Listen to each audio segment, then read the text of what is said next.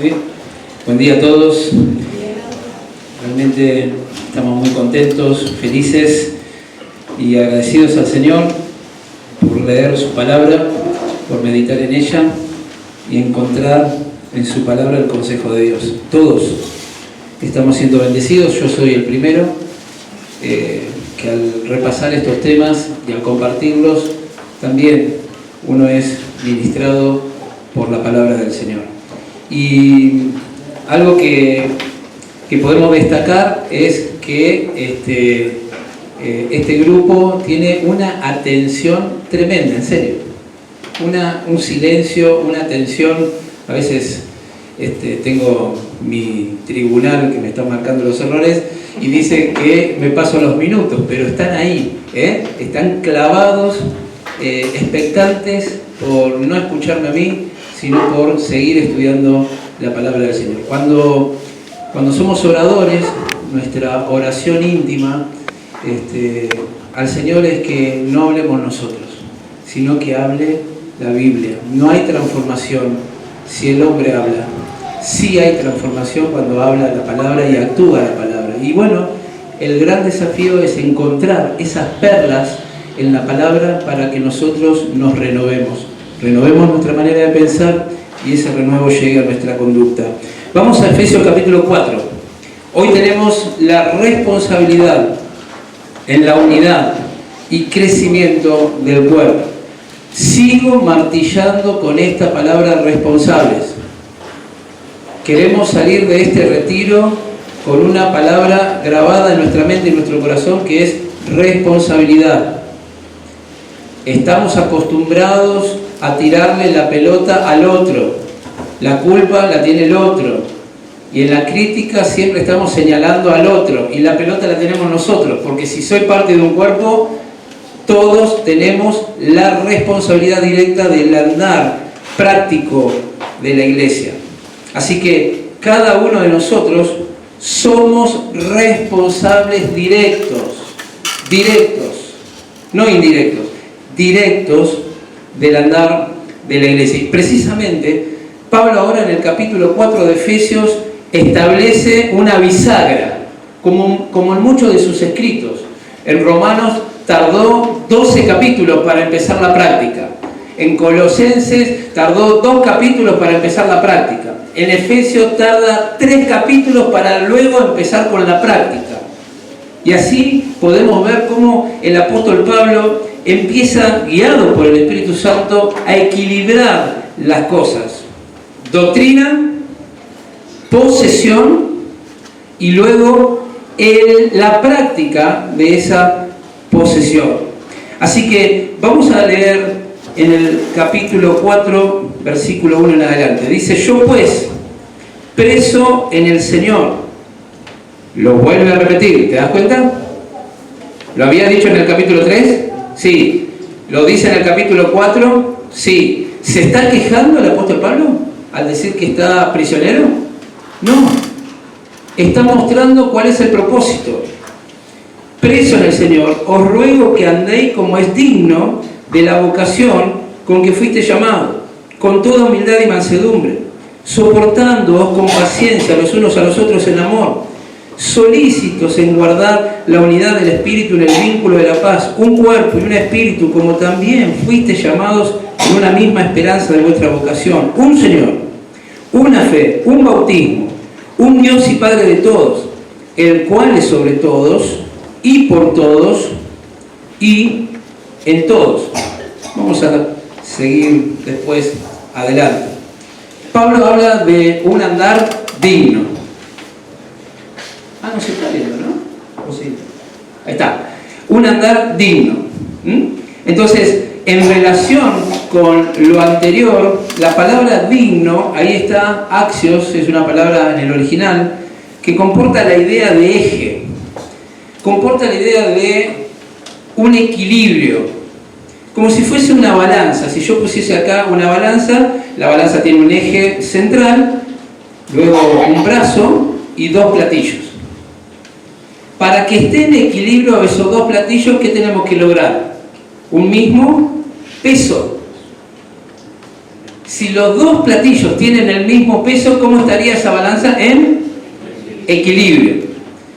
En un platillo de la balanza, Pablo pone la doctrina y todo el conocimiento que tenemos nosotros en Cristo. Toda la doctrina y toda la enseñanza y todas las bendiciones, los beneficios que nosotros tenemos en Cristo nos completan a nosotros como creyentes en el Señor. Nos completan, no necesitamos más nada. Pero en el otro platillo de la balanza está la práctica. ¿Se entiende? Lo que Pablo, guiado por el Espíritu del Señor, está queriendo enseñar que no puede haber un desequilibrio en la vida del creyente. Para nosotros tener una renovación espiritual necesitamos que esta balanza personal, íntima, relacionada con el Señor, esté en equilibrio, lo más equilibrado posible. Por eso, en muchos otros pasajes de las Escrituras, con otros escritores, por ejemplo, Santiago va al hueso y dice, están los que dicen, están los que muestran su fe, pero no tienen obras. Pedro dice exactamente lo mismo, los que dicen y los que hacen. Pablo está diciendo, bueno, el andar en unidad tiene que ver con practicar lo que sé. Si lo que sé va en modo avión y lo que hago va en modo subte, no hay un equilibrio. Y esto es algo precioso poder entenderlo, porque él ruega. ¿Podría haber exigido con autoridad apostólica? Sí, pero no exige. La vida cristiana no es un látigo que el Señor tiene en su mano y empieza con el látigo a marcar nuestra espalda. No, es un ruego de amor. Apela. Él prefiere apelar, rogar. Avanzamos. Esta responsabilidad en el andar, o sea, en la dirección y de la manera que está de acuerdo a nuestro llamado. Todos tenemos este llamado, todos tenemos esta vocación, todos hemos sido llamados de la muerte a la vida. Hemos visto en los mensajes anteriores cómo el Espíritu Santo nos colocó en el cuerpo de Cristo. Entonces nuestra conducta debe corresponder y ser apropiada a la dignidad de nuestra posición. Somos reyes y sacerdotes para Dios. No podríamos vivir de otra manera. Entonces, ¿cómo es ese andar digno? Bueno, ese andar digno Pablo lo explica en el 4, en el 5, en el 6. El resto de la carta de Efesios es la explicación pormenorizada de este andar digno, la práctica de toda esta doctrina que nosotros estuvimos también repasando. Seguimos con las placas, las actitudes determinantes. Versículo 2, que contribuyen a la unidad. Sin estas actitudes no podríamos nosotros guardar la unidad. La unidad debe guardarse, no formarse ni crear. ¿Se prendió algo? ¿Se prendió algo? La unidad debe guardarse. ¿Y cómo hago para guardarme? ¿Cómo hago para estar solícito en guardar esa unidad? Con humildad. Hay toda una confusión con el tema de la humildad. Hay toda una confusión.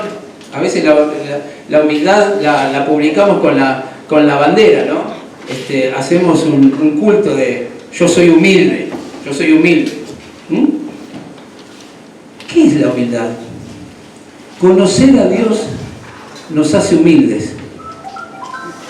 Verdaderamente el creyente que conoce al Señor es humilde. Porque cuando yo estoy cerca del Señor y me acerco a su luz y me acerco a su santidad, hay una sensación y hay un conocimiento, hay una experiencia en el creyente que se acerca a Dios. ¿Sabes cuál es? Son dos condiciones.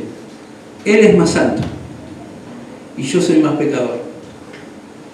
La vida cristiana es esto, dos polos, Cristo y el mundo. Cristo y el mundo. Yo me acerco a Cristo y su luz va trabajando en mi corazón y me siento más incapaz, me siento más pecador, me siento más nada cuando me acerco al Señor. Conocer al Señor Jesucristo nos hace humildes. Vos te alejás del Señor y automáticamente te acercás al mundo. Y como te alejás de la luz y te acercás a las luces del mundo, empieza a crecer el ego, la carne, y ya no sos tan pecador. El pecador es el otro. Y esto es algo que nosotros tendríamos que reflexionar. La unidad significa poner a Cristo en primer lugar, a otros en segundo lugar y por último yo.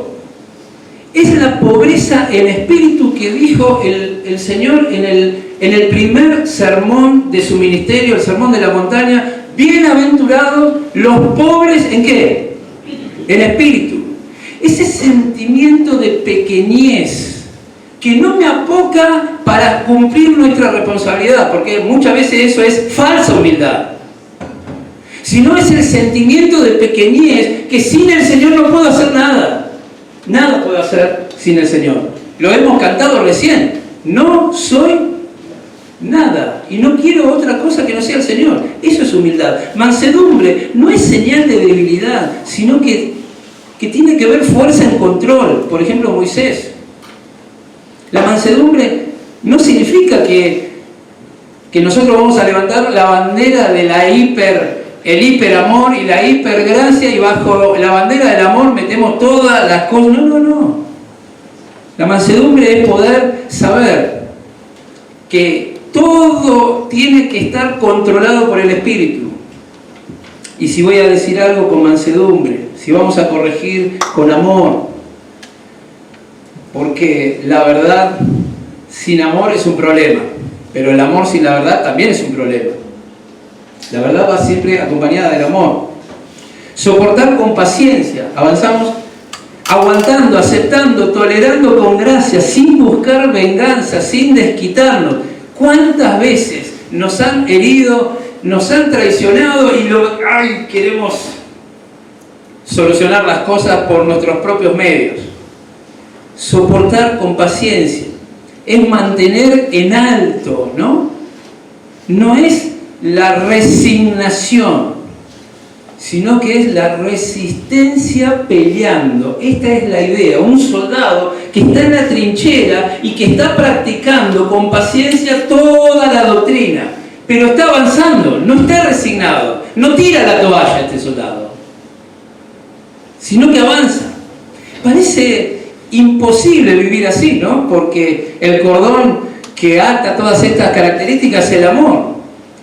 Tenemos que recordar que todo esto es fruto del Espíritu Santo. ¿Se acuerdan en Gálatas capítulo 5? ¿No? Más el fruto del Espíritu es amor, gozo, paz, paciencia. Muy bien. Si vivimos por el Espíritu, andemos también por el Espíritu, dice Gálatas 5:25. Hay una actividad, seguimos demandada. Hay una preocupación que tiene que haber en nosotros por la unidad, pero hay una voluntad necesaria para guardar la unidad. Repetimos nuevamente, la unidad no se crea, no se forma. La unidad no tiene nada que ver con mantener mi kiosco. ¿Se acuerdan los kioscos del viernes? Del jueves a la noche, perdón. Eso no es unidad. La unidad no tiene nada que ver con andar con aquellos que son simpatizantes conmigo. Eso no es unidad. Tampoco unidad de comer una pizza y una empanada en mi casa. La unidad tiene que ver mucho, pero mucho más profundo y más importante que todo eso. La unidad tiene que ver con estar unidos ¿a quién? A la cabeza. No podemos nosotros crear unidad. Lo que tenemos que hacer es guardar la unidad. Y esto es solícito. Otra versión dice esforzándonos. O sea, que tenemos que ocuparnos de ello. Hay una frase de un escritor que dice: el matrimonio se hace en el cielo, pero el mantenimiento corre por nuestra cuenta. La unidad vino del cielo, pero nosotros tenemos que trabajar solícitamente para guardar esa unidad. Esta voluntad tiene que estar dispuesta. Tampoco se trata de una unidad producida por el hombre, sino por el vínculo, por el Espíritu Santo que atrae a cada creyente, lo introduce en el cuerpo que es la iglesia. La unidad bíblica se hace posible por la cruz de Cristo y efectiva por la operación del Espíritu Santo. ¿Cuál es el vínculo? Avanzamos. ¿Cuál es el vínculo para la unidad? La paz. Cuando la paz de Dios gobierna nuestros corazones, podemos nosotros conservar la paz. Ahora, yo no puedo manejar el corazón de mi hermano. Por algo, el Espíritu Santo guía a Pablo a escribir en Romanos, allá por el 13, 14, hay una grieta ahí, estaban los que se creían fuertes y estaban los que decían que eran débiles. Unos despreciaban, otros juzgaban y condenaban. Y Pablo dice, mirá, si depende de vos tenés que estar en paz con todos, en lo que dependa de vos. Ahora, yo no le puedo manejar la mente y el corazón a mi hermano. Evidentemente, hay hermanos que al no estar practicando su unidad con la cabeza, lo que producen es guerra en la iglesia, división en la iglesia. Y ahí ya nos vemos limitados nosotros. Trataremos de estar en paz, pero ahí está la palabra, ahí está la doctrina, ahí está la disciplina, ahí están los ancianos, ahí está la confrontación. Porque muchas veces los que se van de la iglesia no se van de la iglesia porque son heridos por el liderazgo. A veces sí, porque también hay una crisis en el liderazgo a nivel general. Pero no es la regla, es la excepción. La regla es que los hermanos se van de la iglesia porque son confrontados con la palabra. Los hermanos muchos se van de la iglesia porque el pastor, el anciano, se acercó con la palabra del Señor y le dijo, ¿por qué faltas a la reunión? ¿Por qué no avisaste cuando tenías que presidir? No sabemos nada de vos. No te conviene esta actitud, no te conviene ponerte de novio con un inconverso, no te conviene esta sociedad con el mundo. Y cuando son confrontados con la verdad de la palabra del Señor, ellos se victimizan y dicen, me hirieron en la iglesia, pero no es verdad. Es que tienen una falta de paz con el Señor. Hay una falta de relación con el Señor. Y al victimizarse, que es una herramienta tremenda del diablo, empiezan con el dedo, victimizándose, empiezan con el dedo, la culpa la tiene la iglesia. Y empiezan a buscar una iglesia a la carta que pueda acomodarse a lo que ellos quieren, no a lo que Dios quiere en su palabra. Porque la iglesia es una sola, la doctrina es una sola, la cabeza es una sola, el fundador es uno solo. Necesitamos renovar nuestros pensamientos, hermanos, y entender que si nuestros hermanos que el Señor, que el Espíritu puso para que nos guíe, nos están confrontando, nos están corrigiendo, yo no me puedo enojar, yo no puedo romper esa paz, no puedo romper ese vínculo por mi orgullo. No, tengo que dar gracias al Señor. Y máxime si lo hacen con amor, con cariño, pero con la verdad. De hecho, muchos rompen ese vínculo y se van con el problema al otro lado y van de iglesia en iglesia rompiendo vínculos hasta que se le termina el circuito, ¿no? Y se apartan. Hijos que se apartan. Familias que se rompen porque van cortando vínculos. No están dispuestos a guardar la unidad de la iglesia. Avanzamos. Los alcances demostrados de esta unidad. Hay una base tremendo. Podríamos hacer una conferencia con estas 7 características de la unidad. No podemos. Vamos a volar muy rápido. Son características o facetas. Esto es una pregunta para Ricardo, ¿viste? Si te pregunta qué característica tiene la unidad.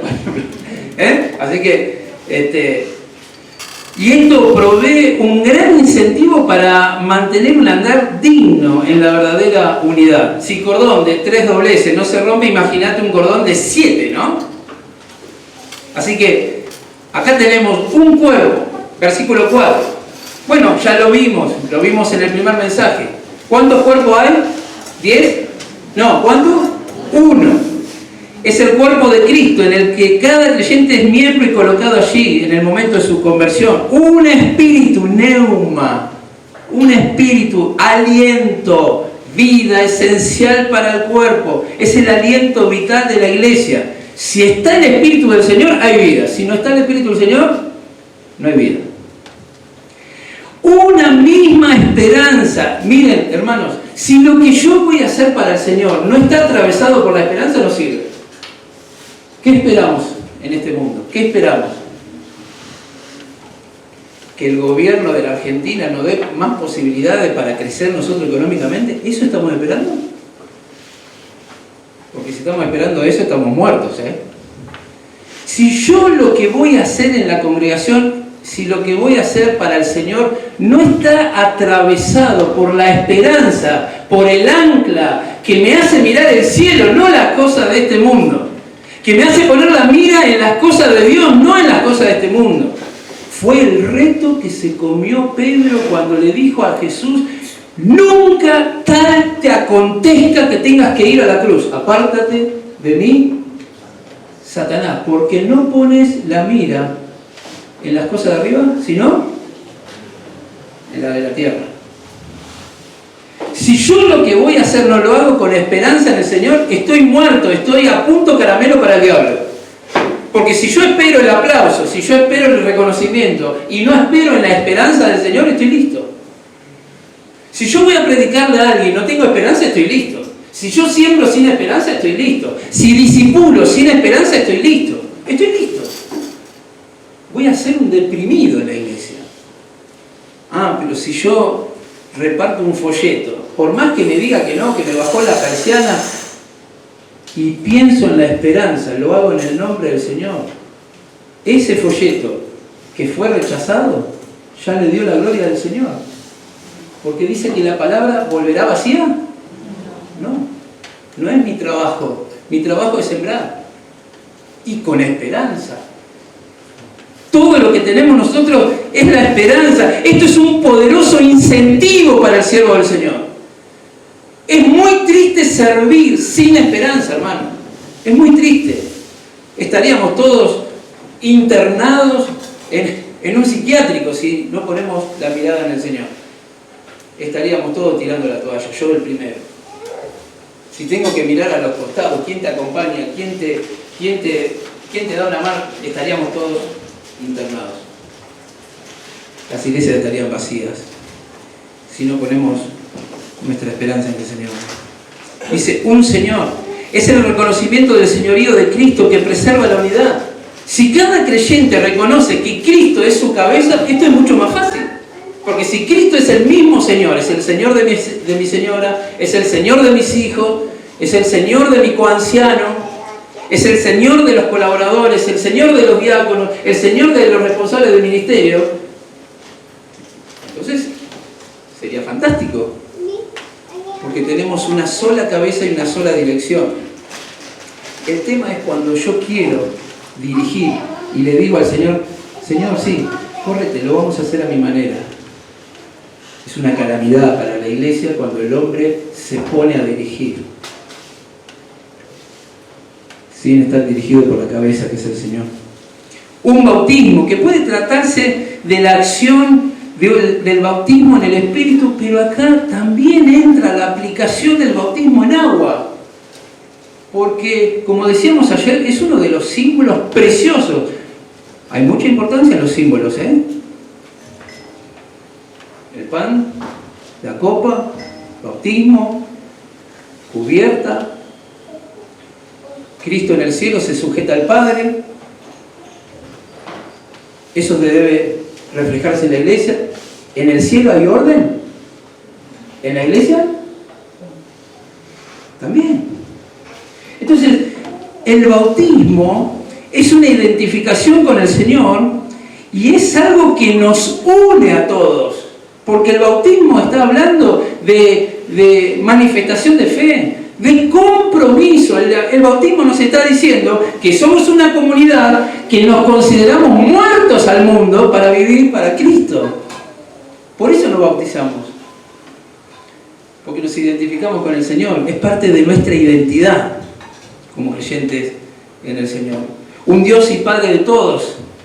Al hablar de Él como Padre nos recuerda su gracia, su amor. Decir sobre todos, está hablando del control que Dios tiene sobre todos, como decíamos ayer, su trascendencia, su inmanencia, su soberanía.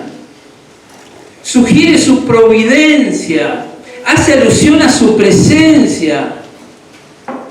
Pablo escribe en la carta a los Romanos en el capítulo 8 y él dice esta expresión maravillosa que muchas veces están en los camiones, en los vehículos. Si Dios es por nosotros, ¿quién contra nosotros?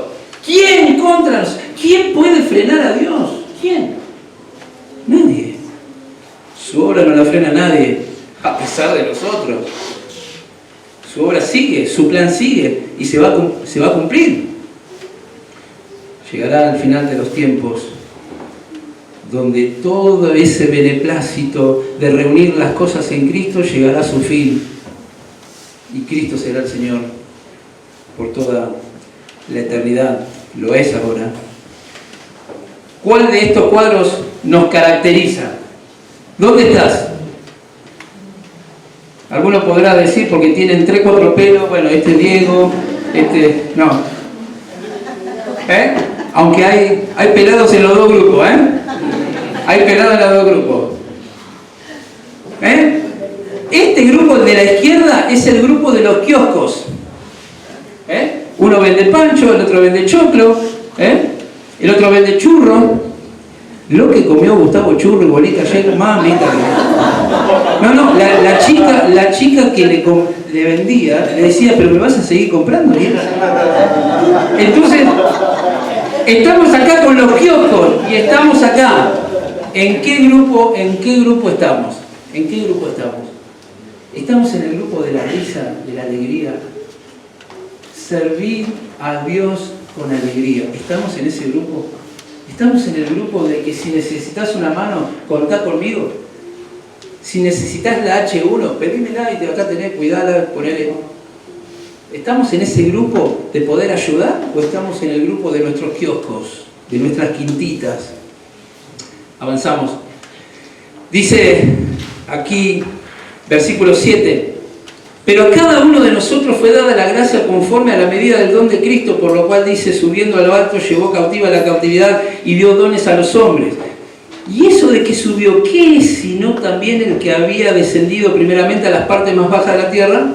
El que descendió es el mismo que también subió por encima de todos los cielos para llenarlo todo. Y él mismo constituyó a unos apóstoles, a otros profetas, a otros evangelistas, a otros pastores y maestros, a fin de perfeccionar a los santos para la obra del ministerio, para la edificación del cuerpo de Cristo. Versículo 13, para subrayar, hasta que algunos lleguemos.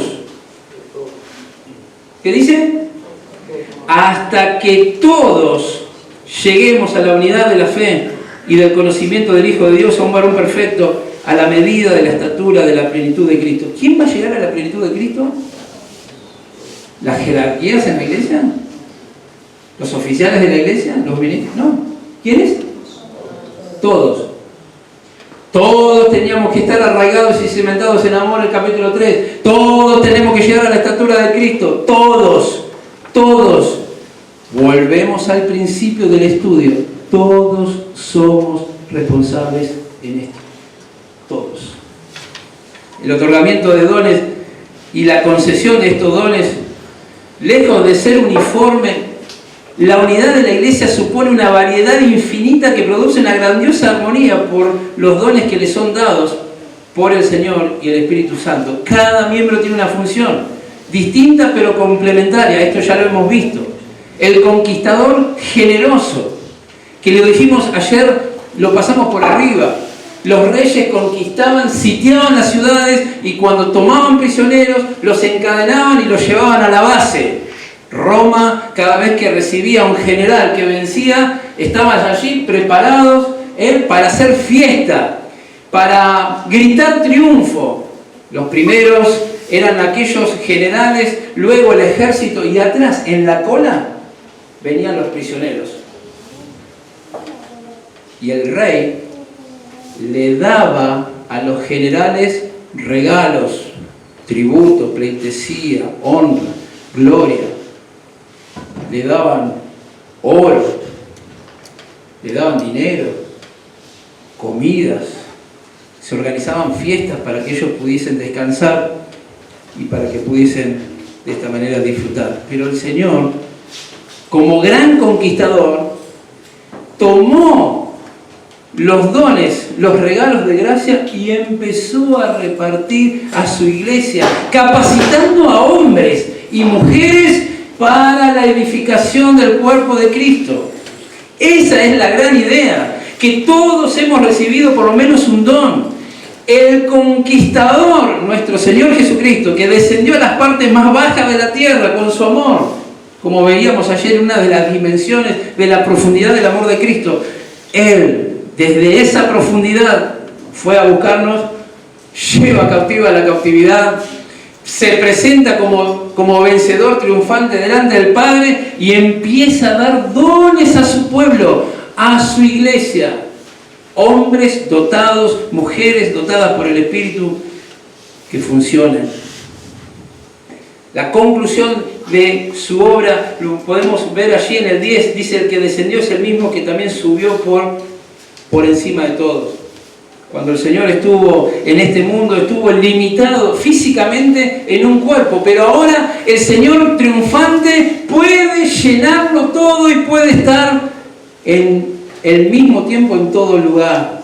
En todo lugar. Hay un texto que siempre repetimos, que lo repite el chino, el italiano, el dominicano. Si 2 o 3 estamos reunidos en su nombre, ¿quién está ahí?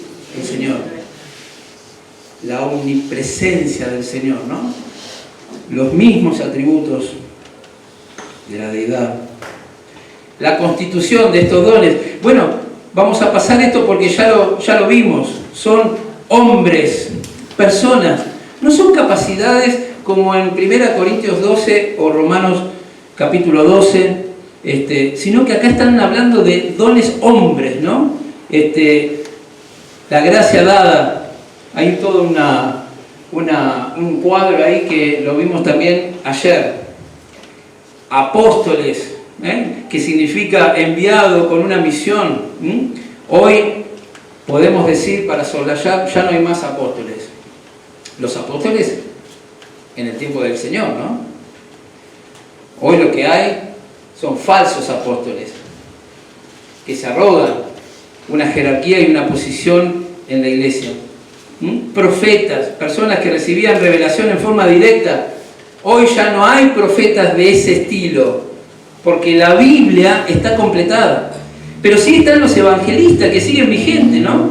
Todos debemos testificar, todos somos responsables para predicar, pero hay hermanos con la capacidad de poder hablarle a una persona como a 1000 personas. Como Felipe, el evangelista, que le hablaba a una multitud en Samaria y pudo hablarle a uno que solamente pasaba con un carro en el medio del desierto y se convirtió a ese etíope, ¿no?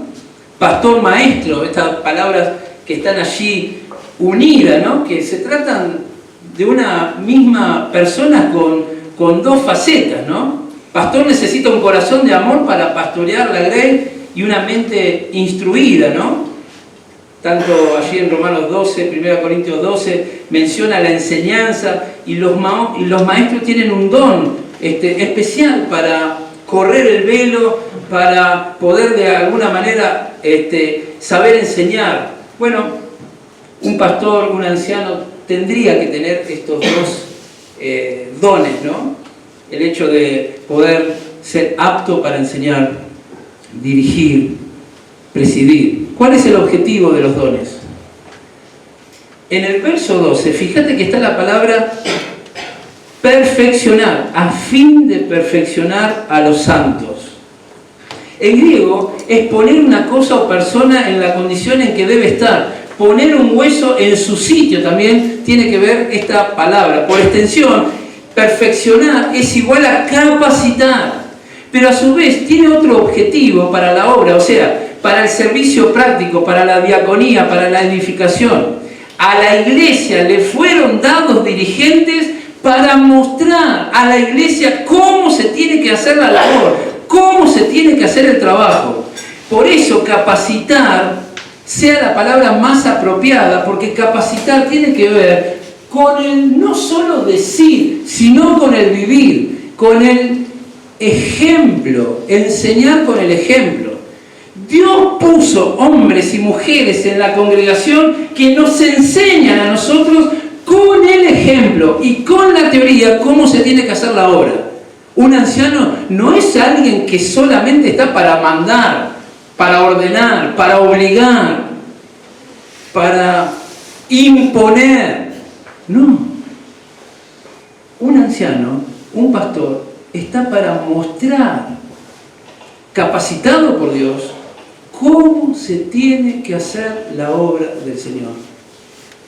Ningún miembro de la iglesia tendría que estar en contradicción con la enseñanza doctrinal de los ancianos. No puede la iglesia practicar algo que no se predica doctrinalmente en el cuerpo de ancianos. ¿Se entiende? Porque entonces ahí habría problemas. Si los ancianos en la dependencia del Señor estudiaron un tema, estuvieron en oración, también buscaron consejos a otros ancianos, concordaron en un tema, la congregación, guiada también por el Espíritu Santo, sabrá sujetarse y sabrá distinguir, discernir, está la palabra, que lo que están diciendo los ancianos no es un tema de hombres, es un tema doctrinal para la iglesia. Y si es un tema doctrinal para la iglesia, toda esa enseñanza va a ser de bendición y de unidad. El gran tema es cuando de la cabeza bajan cosas que no son doctrinales. Porque ahí vienen los problemas. La iglesia no es una democracia donde yo elijo qué cosa obedezco o en qué cosa me sujeto. No. La iglesia es una teocracia donde la Biblia es una de las autoridades de la iglesia. Y ahí nosotros tenemos que estar seguros de poder practicar algo que quiere el Señor. En el versículo 13 dice, hasta que todos lleguemos. Nosotros tenemos un material de discipulado en calle Mario Bravo que precisamente tiene este título, hasta que todos lleguemos. 13 pasos en el discipulado. Aquí dice perfecto, no significa sin pecado, sino maduro, en contraste con los niños. Hay todo un tema ahí con el tema de los niños, ¿no?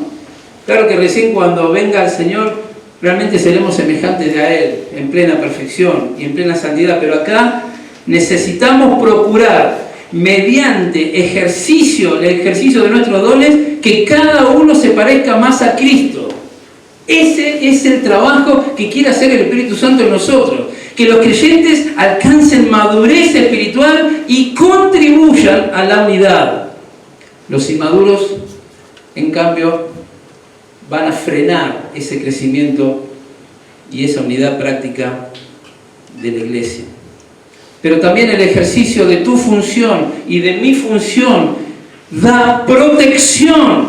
Porque en el versículo 14 dice, para que ya no seamos niños fluctuantes, llevados por doquiera de todo viento de doctrina, por estratagema de hombres que para engañar emplean con astucia las artimañas del error. Los dones deben ser empleados para evitar que la iglesia sea expuesta a los vaivenes de la moda religiosa, vientos de falsa doctrina, que están soplando con mucha fuerza. Niños dominados por el deseo de la novedad. Jóvenes que van buscando iglesias que no son iglesias, donde no está la doctrina del Señor. Inmaduros expuestos a la influencia de la última persona que les ha hablado. Artimañas, manipular los dados, significa esa palabra. También se sugiere la posibilidad de ser seducidos por los argumentos convincentes. Unidad no implica tolerar el error. Unidad no implica tolerar el pecado. El pecado va por otro camino que la iglesia. El pecado debe ser disciplinado.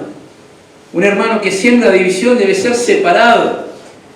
Un hermano que no está conforme con la doctrina bíblica y fundamental es separado. ¿Eso es falta de amor? No. Eso es amor al cuerpo de Cristo, a la iglesia, porque un poco de levadura, ¿qué hace? Leuda toda la masa. El ejercicio de los dones da protección a la iglesia. Que vos cumplas tu función es como que el cuerpo genera anticuerpos a los embates del enemigo. El ejercicio de los dones cierra las grietas donde el enemigo puede poner su cuña y su semilla. La unidad que Cristo ganó en la cruz es maravillosa. Progreso. En el verso 15 dice, sino que siguiendo la verdad del amor, siguiendo la verdad sobre la base de la justicia y amor. No todo amor. No es todo amor que bajo la bandera del amor vamos metiendo todo. No. La verdad que no se acompaña con el amor a menudo hace más mal que bien. La ortodoxia fría es peligrosa, pero también el amor que lo consiente todo. Esto es una moneda de dos caras. Verdad y amor nunca pueden estar separadas. Crecimiento posible solo cuando Cristo es realmente la cabeza. Cada miembro está moviéndose bajo su control. Versículo 16 dice, de quien todo el cuerpo bien concertado y unido entre sí por las coyunturas crece con el crecimiento que le da Dios. Si yo cumplo con mi función, te bendigo a vos. Pero si vos cumplís con tu función, me bendecís a mí. Y todos tenemos un provecho mutuo cuando ponemos las cosas en funcionamiento. Conclusión. Quiero el Señor que nos demos cuenta, hermanos, que la unidad espiritual no es algo que fabricamos, sino algo que tenemos en Cristo por su Espíritu y que debemos proteger y mantener. Capacitémonos y edifiquémonos mutuamente para que todos podamos asemejarnos cada día más a Cristo. Y yo agregaría a mi conclusión ahora, si somos unidos, el mundo ¿qué va a hacer? Va a creer. Cuando nos vean unidos, va a haber bendición y vida eterna. Que el Señor bendiga su palabra.